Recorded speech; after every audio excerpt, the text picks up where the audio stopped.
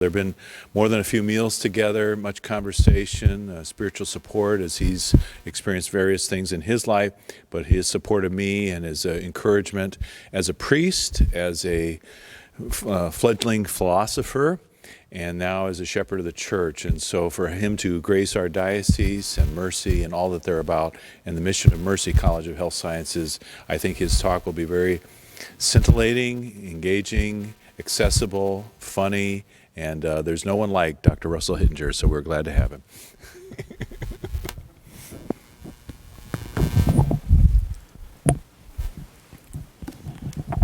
I think for many of you who have purposely come to listen to Dr. Hittinger, who have joined us on Zoom, you don't really need to introduce him. I'll take an attempt to do so anyway.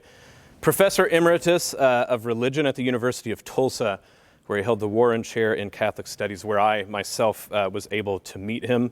Visiting Professor of Theology at the Dominican School of Philosophy and Theology, Senior Fellow at the Lumen Christi Institute at the University of Chicago, Visiting Scholar on the Committee on Social Thought. St. John Paul II, appointed Dr. Hittinger to the Pontifical Academy of St. Thomas Aquinas in 2001, and he was made an ordinarius in 2004. And since 2006 served on its governing board. In 2009, Pope Benedict XVI appointed him to the Pontifical Academy of the Social Sciences as an ordinarius. He is one of only 2 lay academics in the world to be appointed to 2 such faculties of pontifical academies. The author of many books, including a critique of the new natural law theory, the First Grace, and other forthcoming ones as well. It's an honor for everyone here to have such a noted scholar to be a part of what Mercy College and what the Center for Human Flourishing is trying to do. I'm not going to explain too much human flourishing or even sort of what we're about, because I know this lecture will serve as a cornerstone for what we're trying to create anew here. But what I do want to say is that God in his good providence figures out ways to bring people together that I think speak to the time at hand.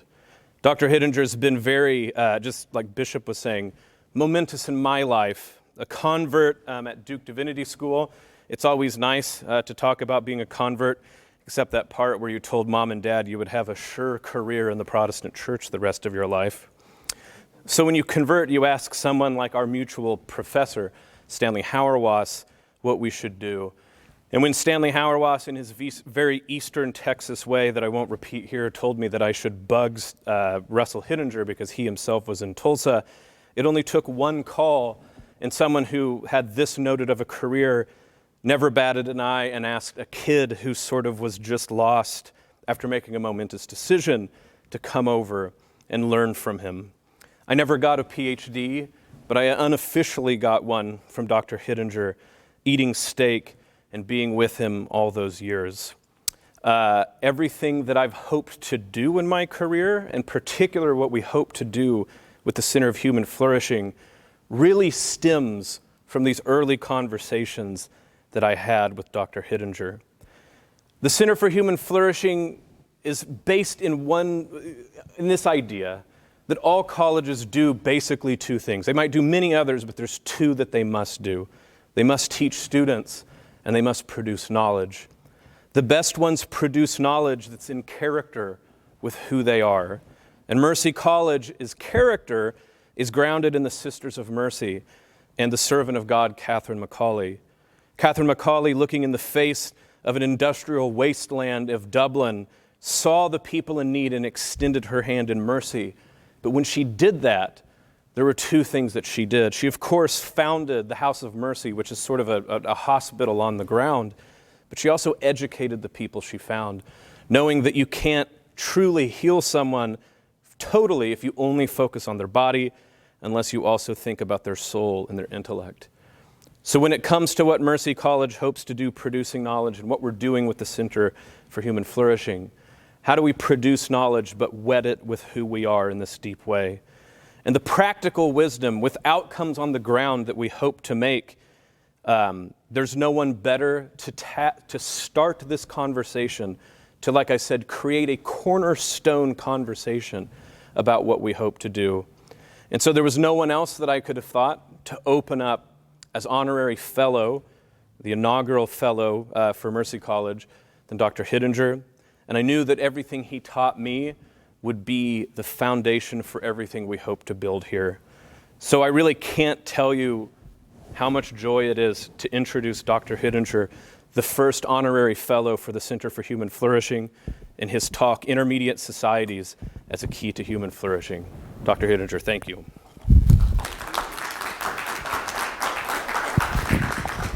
Hold on.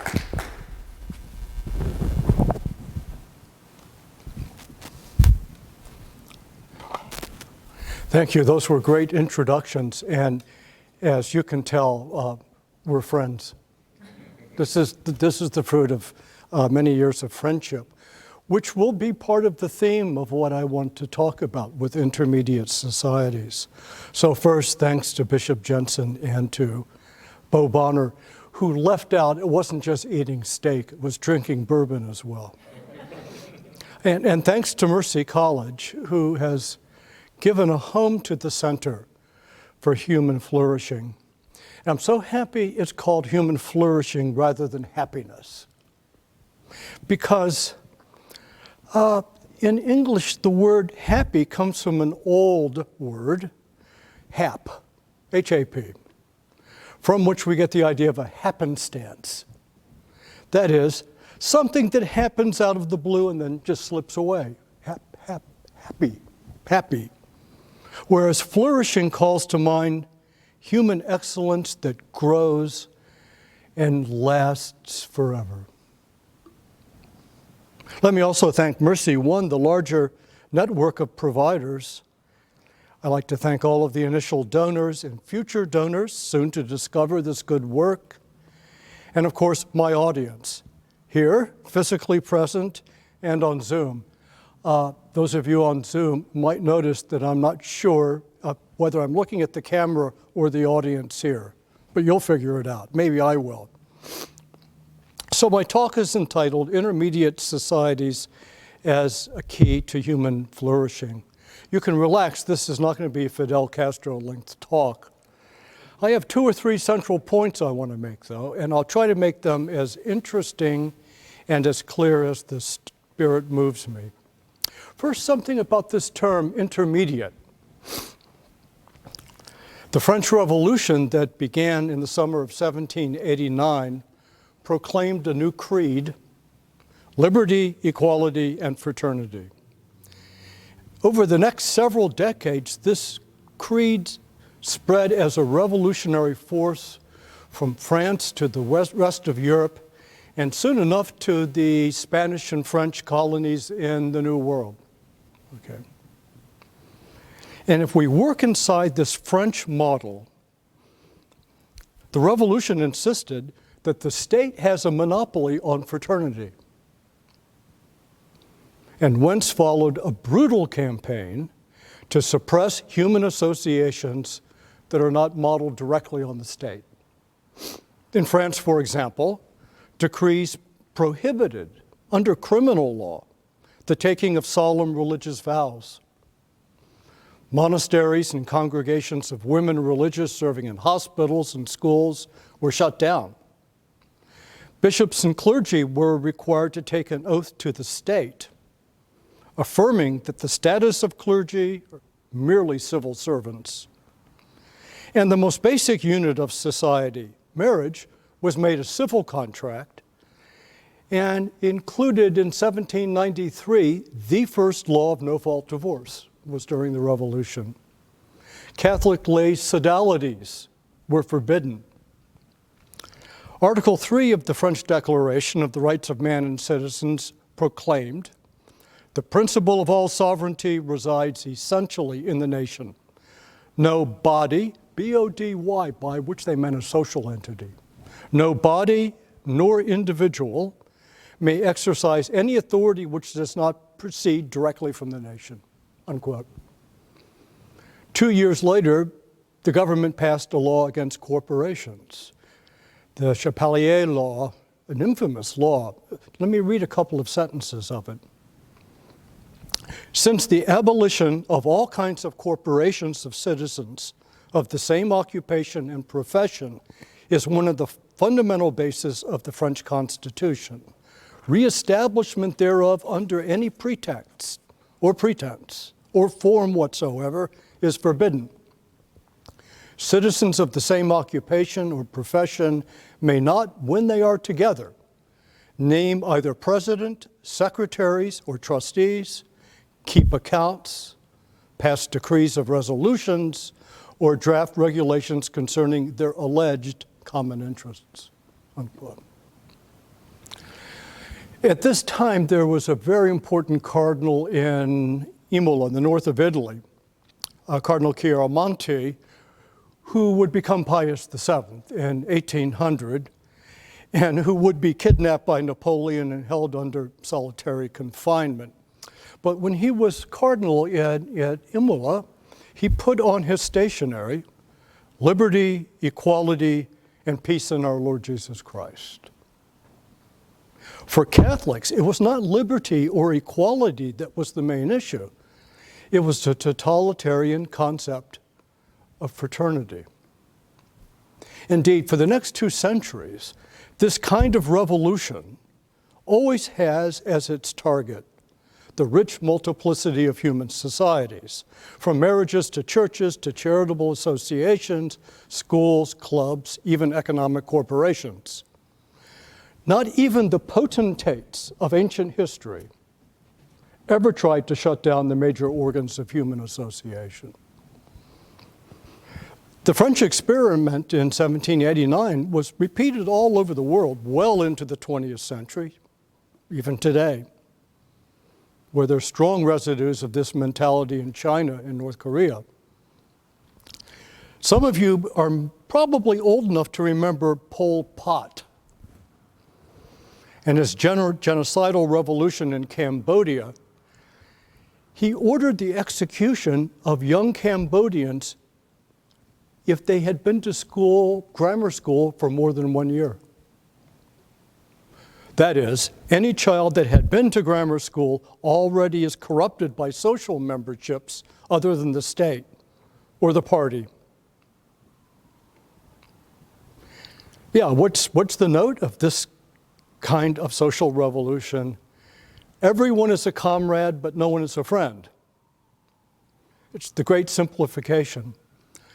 Often we hear totalitarianism described as something contrary to individualism, but that's not true. Totalitarianism is individualism without any relief. Now, eventually the French had to soften their own decrees. But even so, the world was aghast at the events in France in the late 18th century. Who could believe that human flourishing is achieved only by membership in one society? Spouses, families, churches, guilds of workers, monastic groups, communities of learning, teams, clubs, even business partnerships were allowed to exist only as reflections of the state. Everything else is private. Consider a recent, if somewhat comical, example of the French model. In 2007, China's State Administration of Religious Affairs announced Order Number 5. That is, a law covering the management measures for the reincarnation of living Buddhas in Tibetan Buddhism. The law was clear, right to the point. Namely, the state prohibits Buddhist monks from returning from the dead without government permission. No one outside China can influence the reincarnation process, and only monasteries in China can apply for the concession. Okay. It was in the face of these movements, beginning in the late 18th century and continuing well into the 20th century, that old-fashioned liberals and conservatives were in agreement. Maybe it's the last time that liberals and conservatives really agreed about something, namely that state monism is a disaster. And therefore, there's a need to emphasize intermediate societies between the individual and the state. Yeah, that's where the word came from. Okay. Liberals tended to emphasize the role of associations as a check on untrammeled state power. Conservatives, for their part, usually emphasize the sanctity of certain kinds of societies. Either way, for them it was a matter of common sense that the individual is brought into the world through more than one social relationship. By language, the mother tongue in the household, parents, siblings, schools, formation in various trades, and in the Christian world through a panoply of relationships that begin in baptism.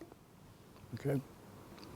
And it's for common sense to understand that most of our lives are played out by doing things together, giving rise to different kinds of social bonds. Speaking, conversing, working, eating, praying, procreating, fighting, playing, learning, teaching, singing. Even monks observe silence together. I mean, there's not much that we do repeatedly that's not being done together. Maybe not Netflix during COVID, but that's another matter. We don't notice this persistent pattern of our social lives until it goes missing, as it did in the totalitarian regimes. And as I think we had an experience with COVID, maybe an ongoing experience with COVID, helped many people to realize how much the serious and pleasurable aspects of life depend upon our associations. So let's put it bluntly, social bonds perfect human persons. Social bonds are not just there for efficiency's sake, but for the sake of flourishing. Social bonds are not mere tools, but relationships that require us to develop habits of friendship. For his part, Aristotle once said that friendship in the human world is the greatest happiness. For in the divine world, the gods have no need of friendship. We mortals, however, realize our greatest potentials in friendship. And Christianity gave a new twist to this. John 3. For God so loved the world that he gave his only begotten Son, that whosoever believeth in him should not perish, but have everlasting life. Or, I no longer call you servants, but friends. Or, a new command I give you, love one another as I have loved you. So you must love one another, etc. Christianity deepened and widened the domain of the bonds of friendships because it includes the divine. The divine, out of pure charity, without any need or compulsion, makes his place with men and women in friendship. So, when we talk about associations in between the individual and the state, the first thing we have to talk about, in which the church has always emphasized, there are three societies that are necessary for human flourishing. That is, they're not transient, just for certain seasons or times, maybe like a softball team, or a motorcycle club. Rather, they're associations for the long haul of life. They're all potentially immortal, actually. Potentially immortal. They all involve a common life. It's not mere recreation. They all have this note: you can't buy your way into them. At least if you try to buy your way into one of these three societies, everyone knows something's wrong. Okay. And for which there's no substitute. So with regard to a chess club, if you don't like chess, someone might say, well, how about a crossword puzzle club? These three necessary societies are qualitatively different, and they're unique, each in themselves. And we're speaking now of marriage and family, which is called domestic. society. By the way, this is a very complex society because it's founded in marriage, but the children are not part of the marriage, right? Okay. And it involves every kind of social relation in nucleo because you have husband and wife who are like best friends and lovers, as it's reported in Genesis 2. You have the relationship between parents and children and parents, and siblings among themselves. Out of that, you can get darn near every kind of society, potentially. And the second one is polity, political association, concerning which there have been many different types and forms and efforts to do that.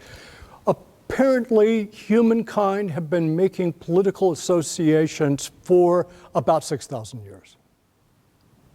It took a long time to get the hang of this one. And as we can see today when we watch the news and stuff, people still have a hard time getting the hang of it. But it's very important. And then the church, by grace. The first two by nature, but the church by grace. So we can say that we are of necessity familial, political, and ecclesial animals. And if we want to be perfected, these are more than merely handy associations. And they're all rooted in necessity. So even Genesis reports, in Genesis 1, male and female, he created them, necessity of procreation, to be fruitful and multiply. If we read Genesis 2, it's based in the necessity, well, Adamic loneliness. Adam is lonely, and he can't resolve himself into either God or the beasts. And the Lord God relents, and there's a matrimony. Polity is rooted in the absolute necessity of justice beyond the family, beyond the neighborhood, beyond your first and maybe second cousins, right? If we try to pull off justice just in a familial mode, we'd have to go and study what happens where I live now, which is Newark, New Jersey. You'll get an idea of how good that works, right? And of course, Christianity is rooted in a necessity, the deepest of them all, forgiveness of sins. That's the necessity. Salvation by the forgiveness of sin. So, born in necessity, these three societies, if everything goes rightly, culminate in flourishing. That is, unlike other societies that exist for more narrow purposes, in these three, the membership perfects the whole person, right? And that perfection only ensues upon a fair amount of time getting it right. So let me give an example. Perhaps you're familiar with the groundbreaking study about 3 or 4 years ago by the Princeton economists Ann Case and Angus Deaton. Deaton was a Nobel Prize winner. They're both economic sociologists, social scientists. And they set out to study patterns of mortality and morbidity in the United States in white males who are less educated. Because the patterns, the statistics of mortality and morbidity were off the charts. So they tried to get to the bottom of it. And what they discovered was that mortality and morbidity move in tandem with withdrawal or exclusion from family, political society, and religion. Now, because they're good sociologists, they didn't claim causality. But boy, it's a very impressive correlation. If you want to kind of predict where there's going to be trouble with human flourishing, or let's say unhappiness, or a lack of happiness, one, People who just can't get marriage and family right. Once or twice divorced, and then they can't keep up relations with their children. It's just a mess. Okay. Yeah, not good. That person is at 3 o'clock in the afternoon watching Netflix or doing video games, 40 years old. Number 2, anger and resentment about political authority, beginning with the mayor and going all the way up. Number 3, the most alarming pattern of decline of religious observance in the country, not millennials. It's this demographic.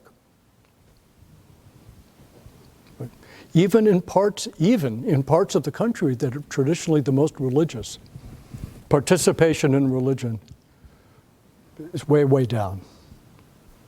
And we say to ourselves, but of course, one's prospects of flourishing without family and polity and religion are pretty grim. At least pretty grim. As I say, this does not prove that the traditional Catholic teaching of the 3 necessary societies really is the key or true, but boy, is it an impressive correlation.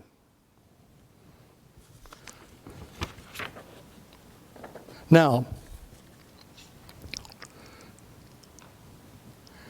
this is why, one conclusion I want to draw from that point is, whereas liberalism, classic liberalism now, 19th century style, wanted to emphasize the importance of intermediate societies to check power, checking power.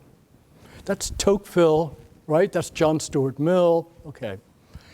The Catholic tradition has always said, well, maybe that's true, but the important thing is they're sites of human flourishing, right? It's not just their efficiency in checking power.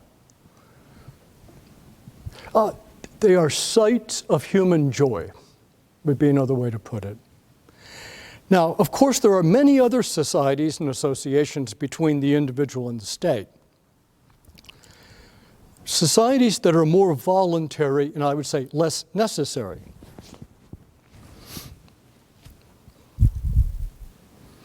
Nevertheless, they're very important because they bring out some of our most complex talents, gifts, and generosity. Societies, clubs, sodalities, for the relief of the poor, patronage of the fine arts, research universities, performative teams. Think of the Knights of Columbus for a moment. They were founded deeply in the domain of the necessity because it was basically an insurance policy for Catholic workers who didn't have enough money and had to protect their families in the case of their death. But boy, Knights of Columbus is something more than that now, isn't it? Yeah, it evolves and it perfects. So here is my key insight. I think it's true. The domestic, political, and ecclesial societies are the chief social legs of human flourishing. We could even say organs of human flourishing because they unite necessity and excellence together in some way.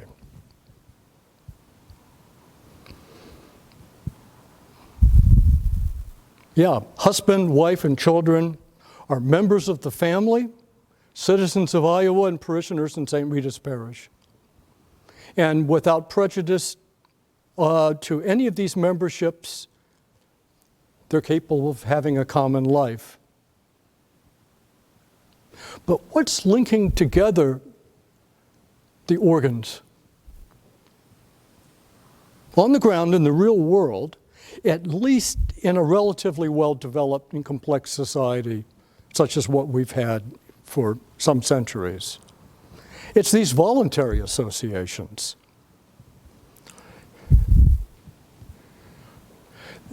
They are gateways into membership in the 3 necessary societies.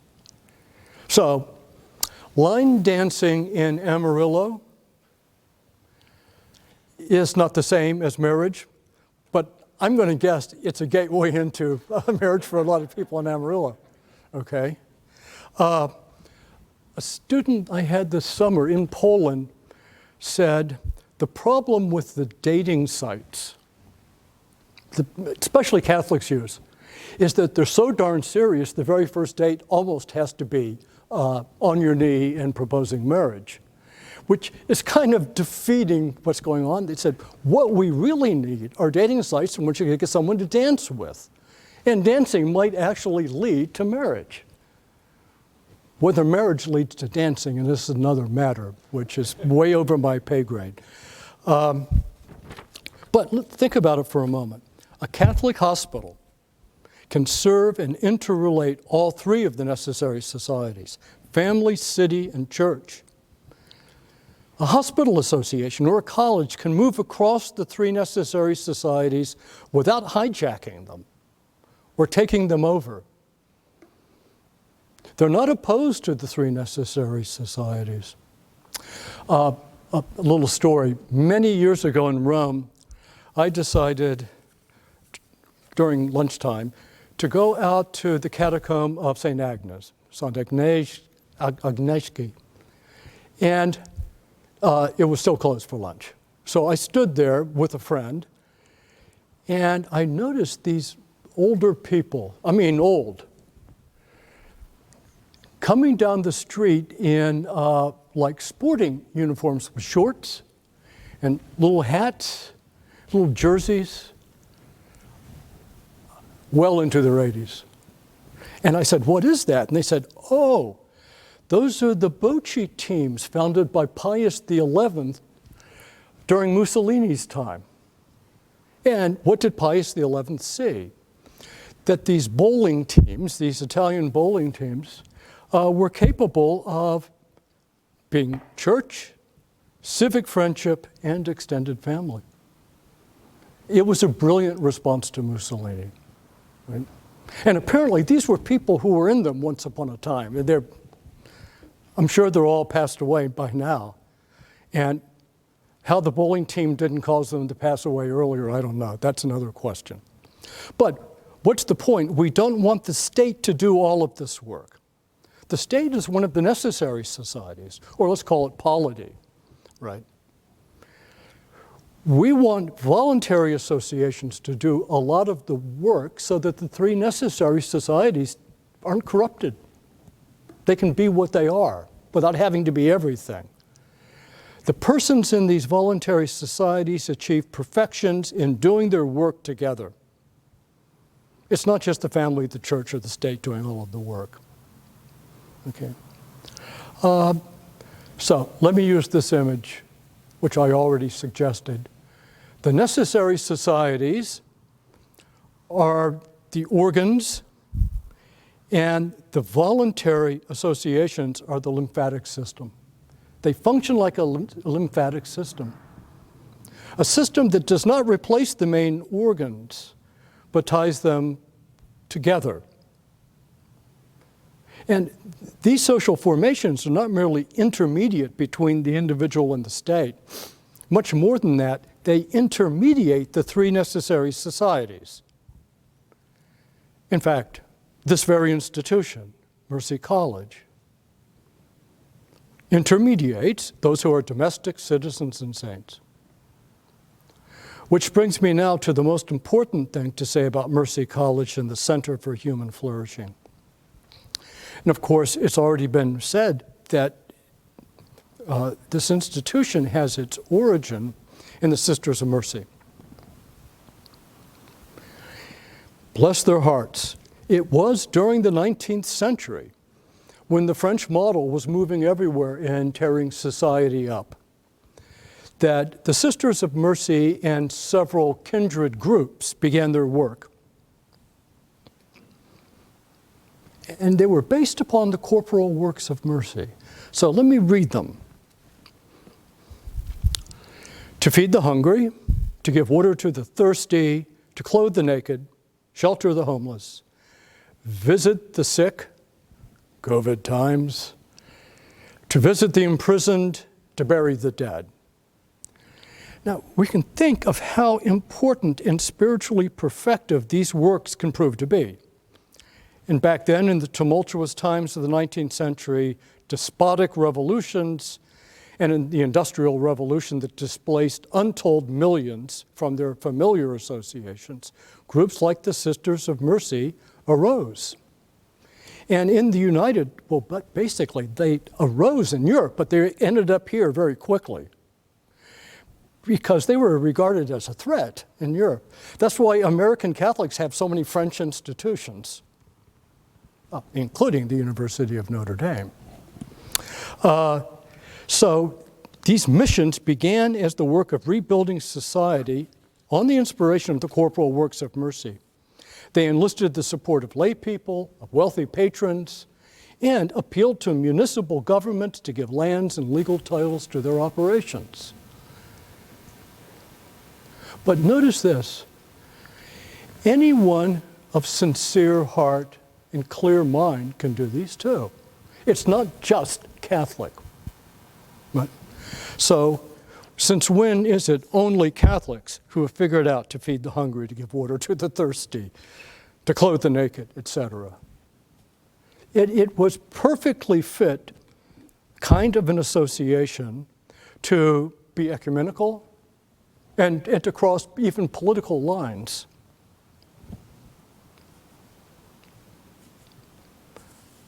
But really crucial is the first one of the spiritual works of mercy, to instruct the ignorant. Yeah, John 1, by the mercy of the Father, a light has appeared in our world to remove the most profound and serious ignorance, to teach us about God.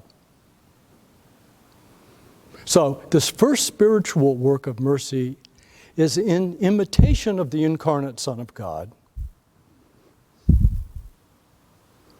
It's foundational. Comes into the world first to relieve ignorance. It's very clear in the Gospel of John.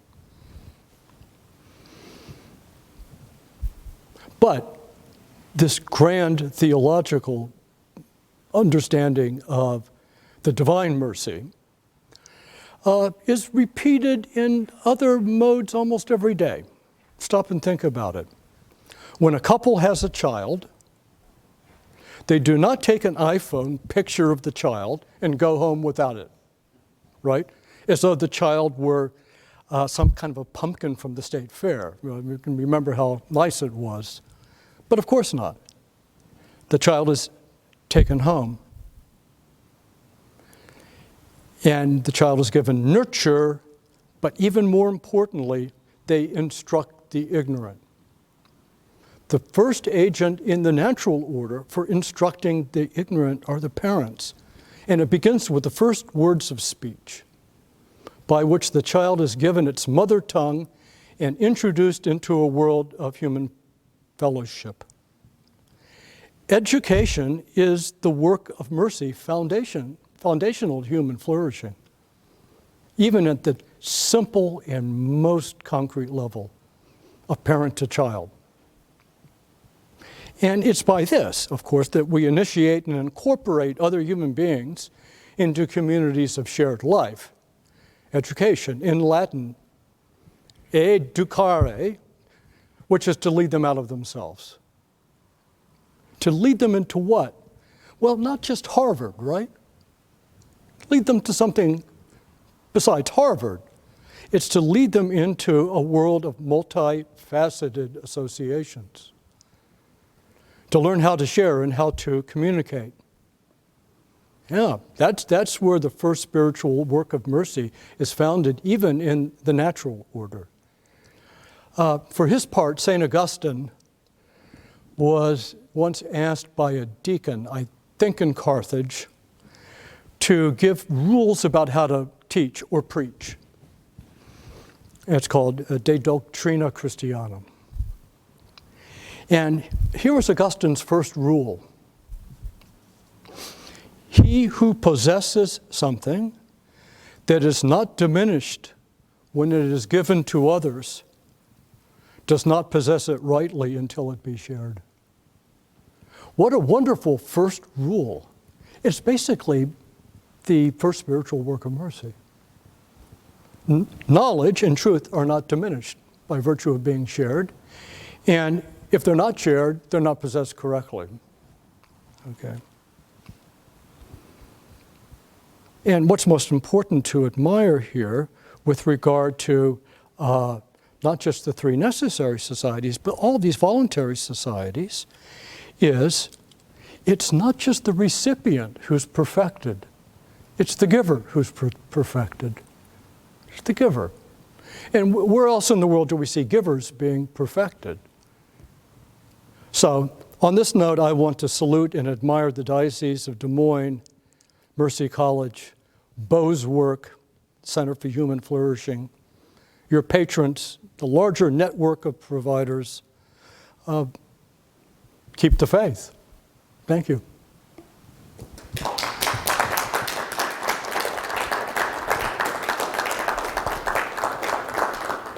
Now we want to take questions, and plenty of them, so please keep them short so that Dr. Hittinger can repeat them so that people online can hear, and then he'll go ahead and answer them. So who would like to go first? Any questions to begin with? Bishop. Early on, you referred to God's participation in human relationships and the friendship that's possible. How does the Christian revelation of friendship within the Trinity inform this? So the question is to comment more on what I said earlier in the speech, that Christianity deepens and extends the possibilities of human community because the divinity becomes a player in the game. The new covenant really changes the stakes on this. And how is this related to our doctrine of the Trinity?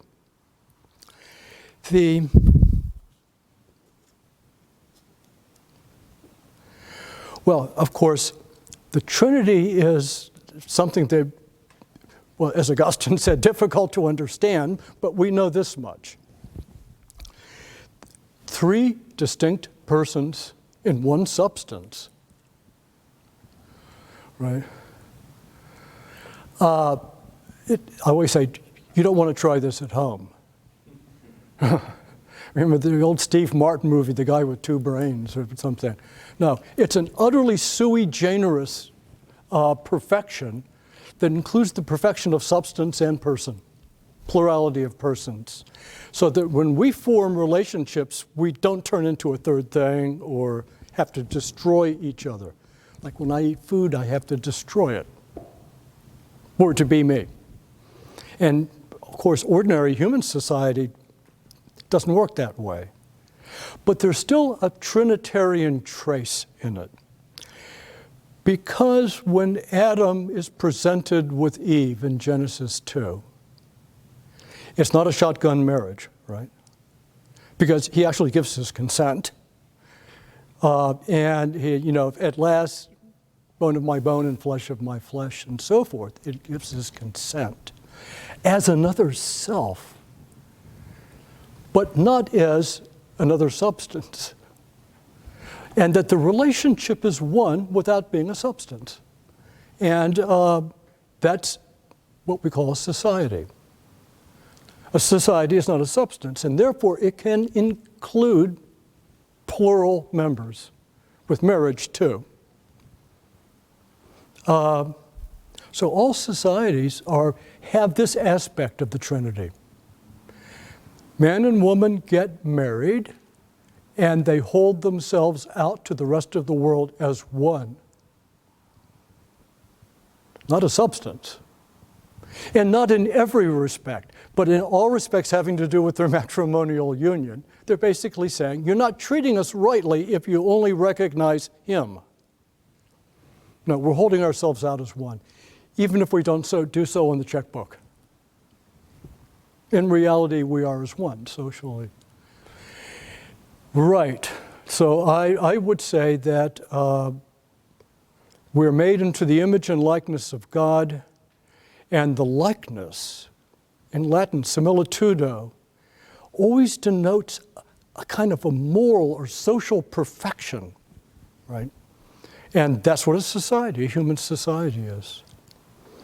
And what's most interesting about it is there's lots of them. There's the three necessary, but there are a lot of other ones too. Starting your talk with the French Revolution, in that instance, the destruction of intermediate institutions was very intentional. Like sociologists have talked about the same kind of dynamic in our culture, but what's the corrosive influence that's causing that? It doesn't seem as orchestrated, but maybe we'll ask that. Right. The French Revolution did have to back off eventually. But, France was a nation of vows. And whenever you see vows, you have to think socially. Vows are not contracts. Okay. So the king took a vow, and coronation of the king, take a ring and a staff. Man and woman take a vow in marriage. Priests make vows. Bishops take vows, and they also get a ring and a staff. Monks take evangelical vows. Crusaders take vows. Pilgrims take vows. It goes on and on and on. And this was the fruit of centuries and centuries of Catholic culture. All of that is gone in a minute. By fall of 1789, it's disaster. And some of these vows are actually regarded as crimes in the Revolution. Now, we see traces of this going on all the time post-1789, especially in Nazi Germany even. In order to form the solidarity that was necessary for the state, they didn't go all the way like the French, but they turned all of the other societies into junior league Nazis. So it was Nazi marriage. It was racially pure.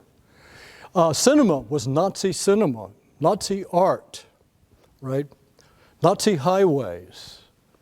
Right? The whole social world was made as a reflection of the state. And we see this going on in revolutions. It's like the first step that revolutions usually make. But why not us? Well, we only had a king to overthrow, and we didn't kill him. So we started off in a way on the right foot, having a revolution that believed in common sense of the plurality of societies, and even ended up producing a constitution with two completely distinct governments.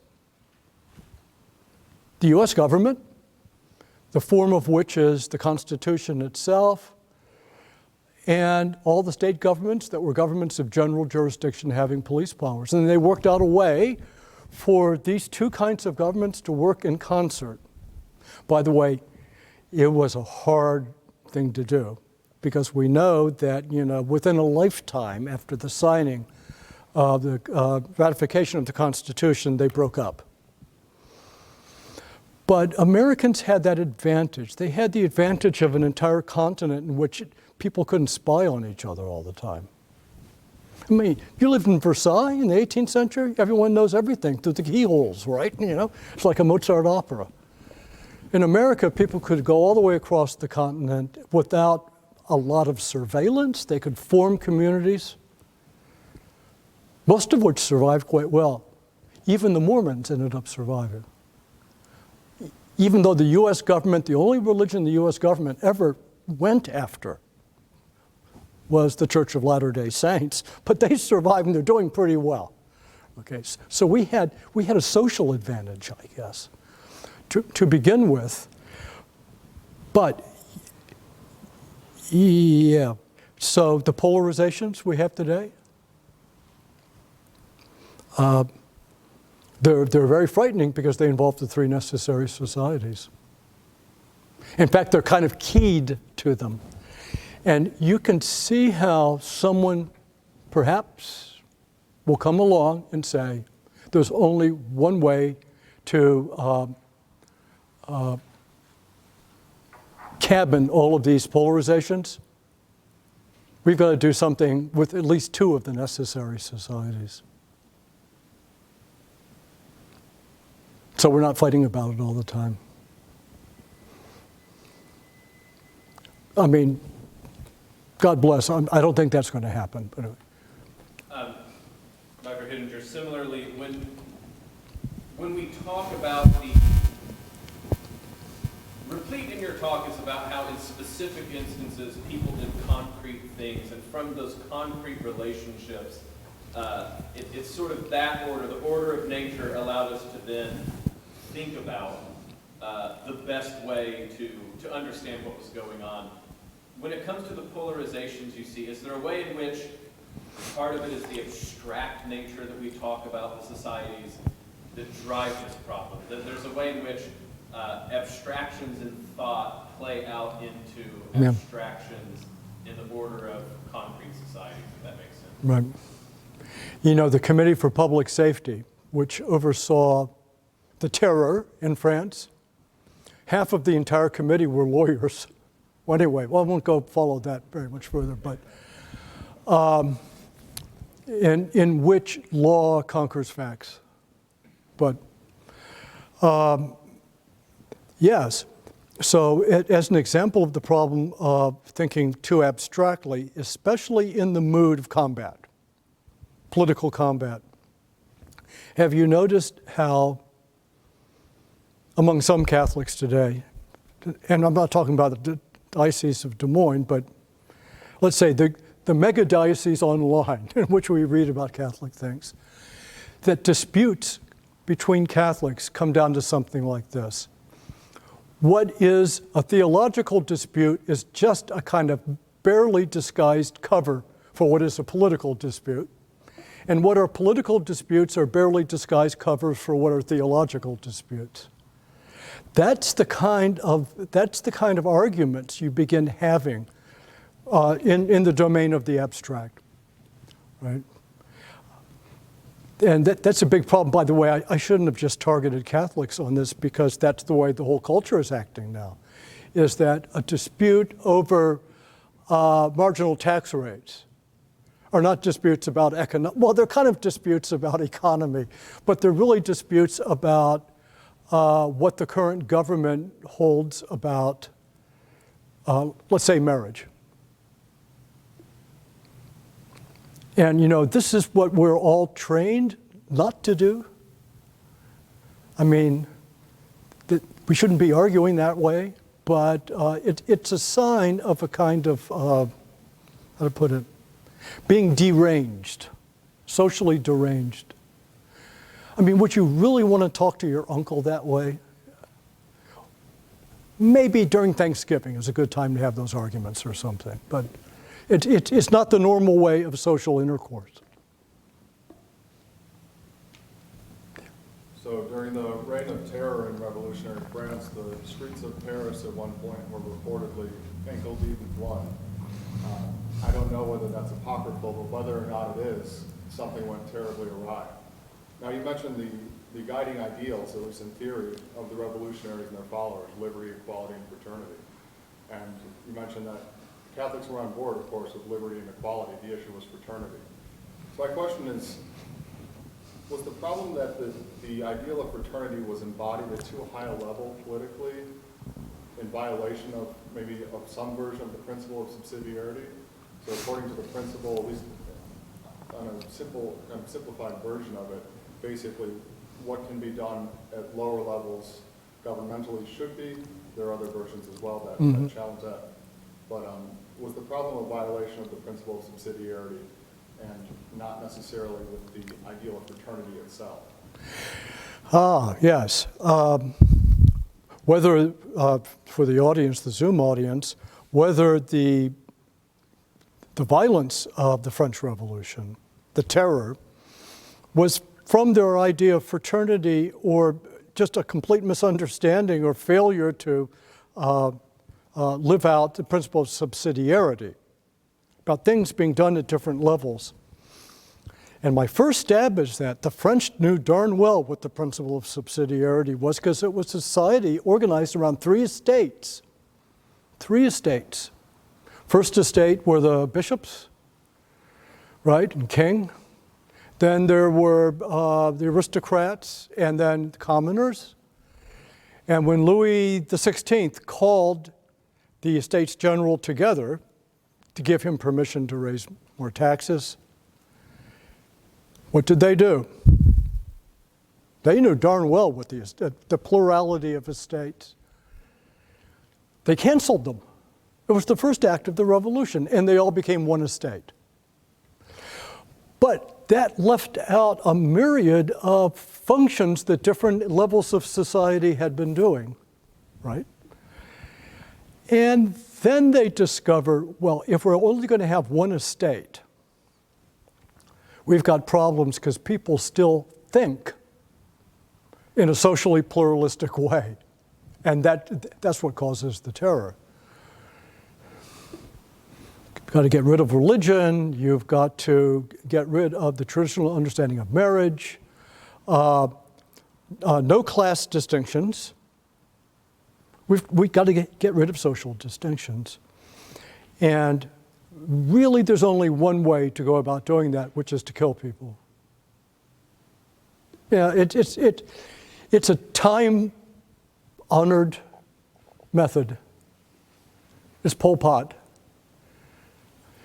And, you know, as I do want to repeat, so I don't sound like I'm just making the French the bad guys here. I mean, they did eventually have to cancel most of this. You know, the Napoleonic Code, 1800, actually did not allow divorce, much less no-fault divorce.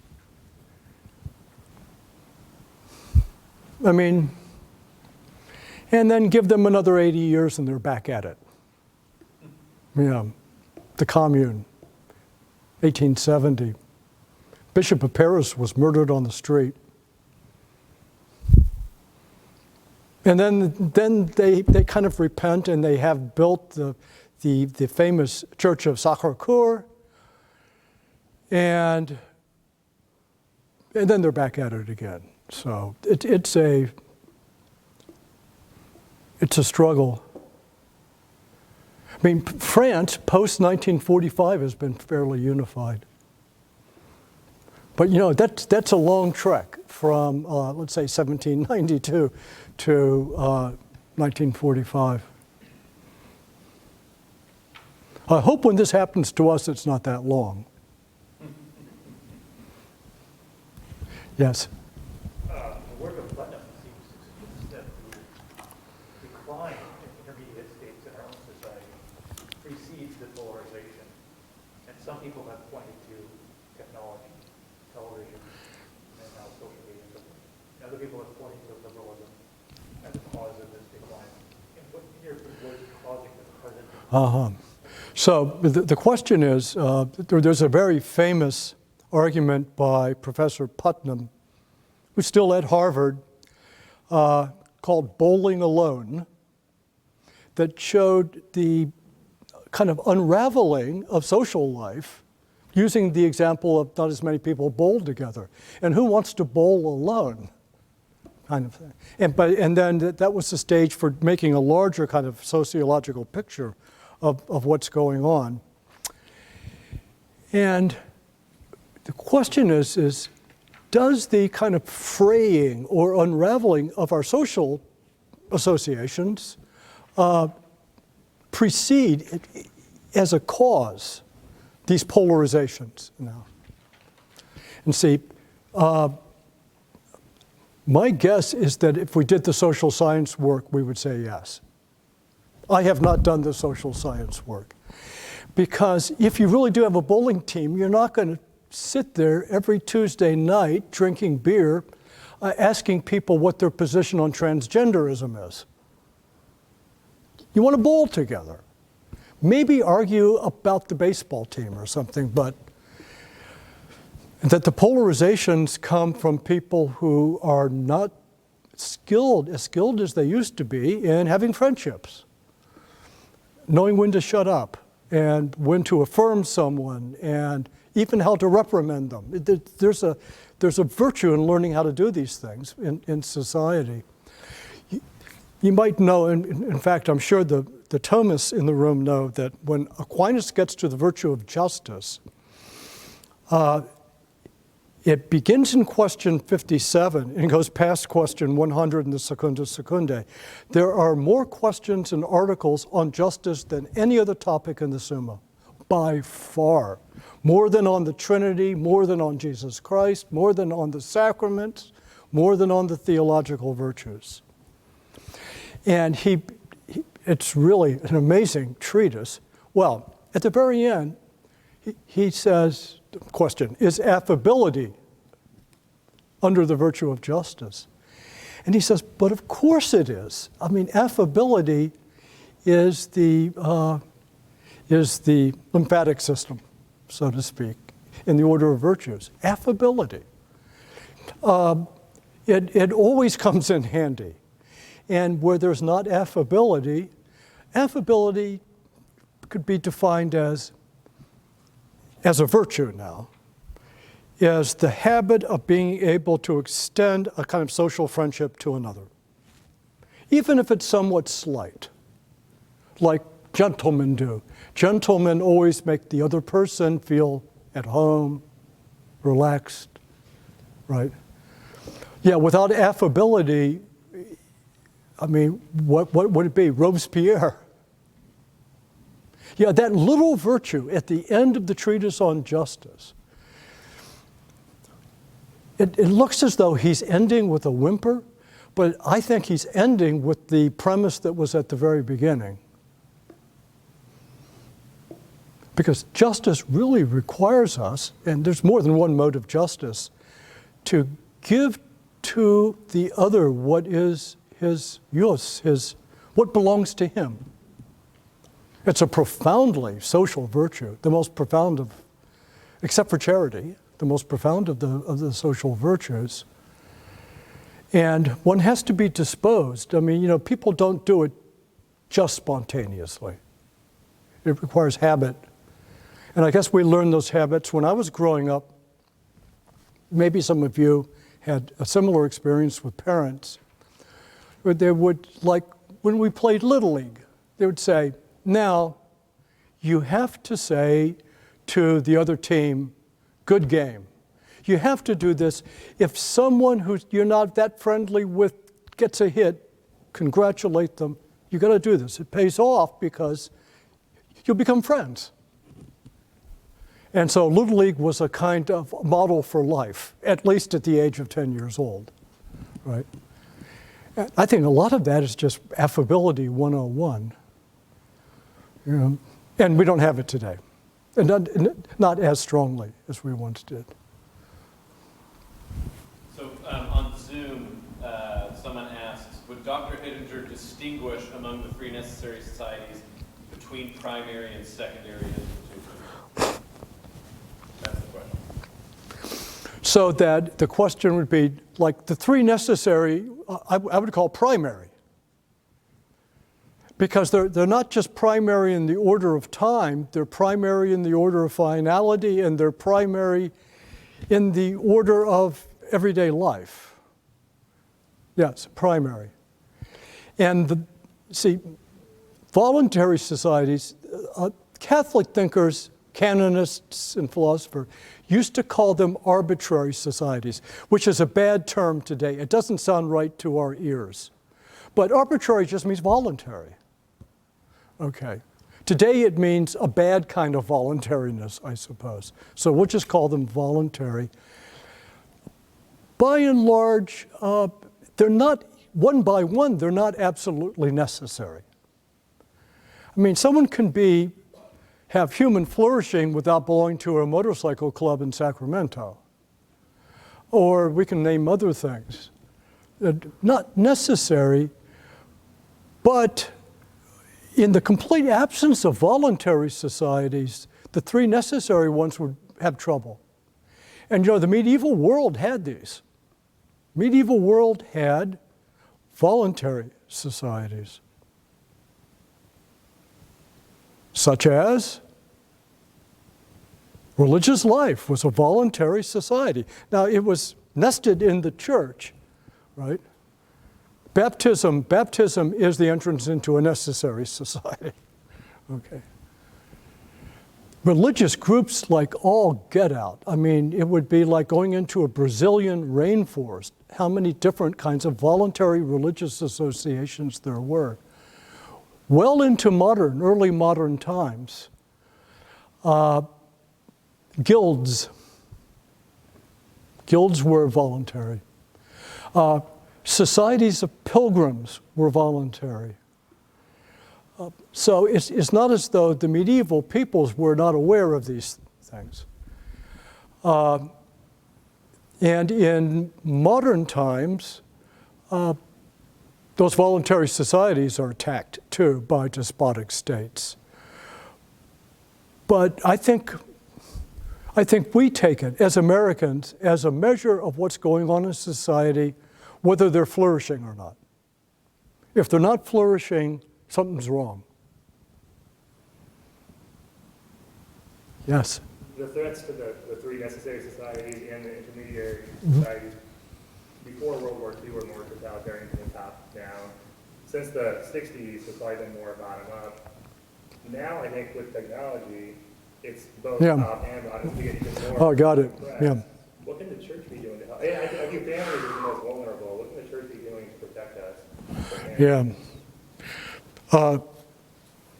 So we used to worry about having our liberties, and let's say our honest liberties, trashed from above. Because that's sort of the lesson of modern times all the time. But you look around today, it's your next door neighbor or your fellow employee. And the tattletale syndrome. And all of this is now connected to a vast surveillance system. And we can call it a vast communication system, and that's fair enough, but it's also for the purposes of surveillance. So we can get social scores like in China, right? And now, boy, this is something new. I mean, there's nowhere you can go. Or nowhere we'd want to go. Yeah, I agree. This is now, and by the way, the top is no longer the state. Every important politician in this country, who is his primary patron? His or her? Top 15 corporations, half of which have all of their money offshore. It's just financial reality, right? And so from the top, the corporation looms as, I think we'd like to defriend them if we could. Yeah. Yes, Bishop.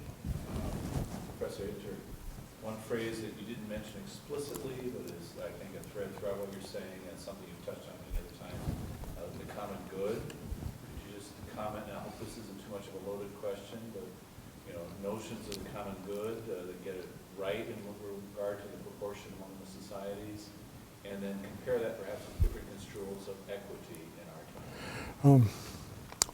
Well, first thing is the common good is not a thing. There are such things as common goods in the plural. The old Latin was bona communia. So for instance, a municipal water system, air, fresh air.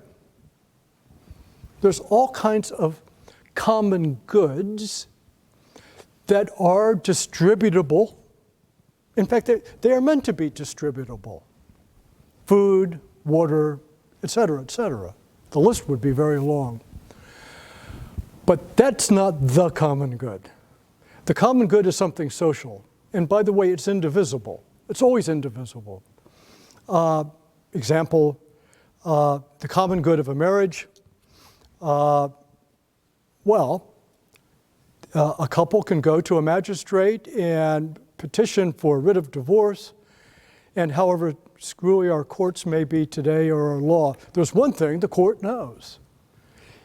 It can distribute the properties. Yeah, the husband gets the channel changer and the wife gets the kitchen set. And they can divide the monies, all of which were bona communia for the relationship. But they can't send each of the spouses home with 50% of the marriage, right? It's metaphysically impossible. It doesn't exist as a divisible thing. It exists as an indivisible relationship. So even our Constitution, if you read the preamble of the American Constitution, the common good is very clearly stated. Here are we the people of the United States. Not divisible. The populace is not divisible in that voice. To ordain and establish, etc. But then they named the ends, the common ends, the blessings of liberty. But what is the first common end that is mentioned in the preamble to the Constitution? In order to make a more perfect union. Okay. And then, so we have a common good, and this is why we have a common good, we have common ends, and we have common form of action, our action. That is the Constitution. Now, once upon a time, and I'm not sure we say it anymore, but we used to say the Pledge of Allegiance. Do you remember what was affirmed? I pledge allegiance to the United States of America and to the republic for which it stands. What's the next word? Indivisible. Indivisible. Indivisibility is a primary characteristic of two or more people having a common good. So, one of the problems in our life today is we identify common good with distributable things, as though it's things. Now, it's really true that, for example, that it's good for a society to give free legal counsel to people who have no means, who are in criminal cases, under criminal charges. We can divide lawyers. I mean, they are allocatable. Someone gets this much, someone gets that much. But you can't divide the common good. I mean the rule of law. You can't give the defendant 80% of the rule of law. A lot of this equity stuff wants to do that kind of thing, though. Or at least to just an old-fashioned philosopher, that's what it looks like to me, is that it's making things indivisible look like they're divisible. Now, to be sure, divisible things can be, we can have great discussions about wages, hospital care, so on and so forth. There's got to be a million things that we can think of in this way. And we can speak about equity on them, to whom it's owed, and who owes it. But common good is something indivisible. And if you try to make it subject to distributive justice, you're going to have a real problem. Yep. It's almost just common sense. It's not just an abstract rendition of what the words mean. It's not just common sense. There are things that are not divisible. That's what we call common good. Yeah. So this would even hold in matters of the church. There are certain things that are common good. And by the way, good question. Are sacraments common goods or common good? I've always wanted to ask this in an oral examination in a pontifical university. Well, it's clearly that there are plural sacraments, and we do distribute them, but that's not the primary definition, because beginning with baptism, they are all incorporations into a society. or as de Lubac used to call them, concorporations. Concorporations, because it is the power of Christ that, in the Holy Spirit, to bring us in union as a people. And, but then there are other things in church life that really just are things. I mean, this building, the grass in front of the rectory, our contributions,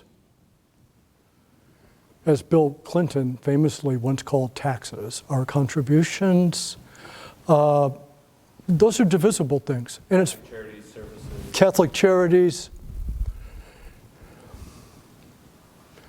That's a language about things.